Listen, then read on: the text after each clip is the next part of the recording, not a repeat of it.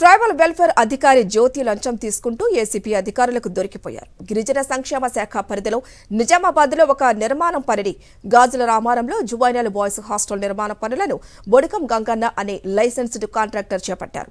వాటికి సంబంధించిన బిల్లుల చెల్లింపుల విషయమై కాంట్రాక్టర్ను లంచం డిమాండ్ చేసినట్టు తెలుస్తోంది. ఈ క్రమంలోనే 84,000 లంచం తీసుకుంటూ ఉండగా ఏసీబీ అధికారులు పట్టుకున్నారు. జ్యోతి ఇంట్లో సోదాలు నిర్వహించి పెద్ద మొత్తంలో 65 లక్షల నగదు, 4 కిలోల బంగారు ఆభరణాలను స్వాధీనం చేసుకున్నారు.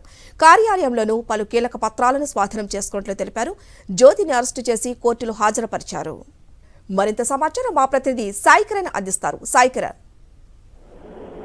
హరిత ట్రైబల్ వెల్ఫేర్ డిపార్ట్మెంట్ లో ట్రైబల్ ఎగ్జిక్యూటివ్ ఇంజనీర్ గా పనిచేస్తున్న జగజ్యోతి ఏసీబీ అధికారులకు పట్టబడింది. అయితే ఆమె ఇంట్లో సోదాలు చేయగా కూడా భారీ ఎత్తున బంగారం నగదు కూడా దొరికింది. దాదాపు నిన్న నిజామాబాద్ చెందినటువంటి వ్యక్తి దగ్గర 84,000 లంచం తీసుకుంటూ పట్టుబడ్డటువంటి జగజ్యోతి ఆమె గతంలో చేసినటువంటి పనులు వీటన్నిటికి సంబంధించి కూడా ప్రస్తుతం ఏసీబీ అధికారులు సోదాలు చేస్తున్నారు. అయితే కాసేపటి క్రితమే జగజ్యోతిని కూడా అరెస్టు చేశారు.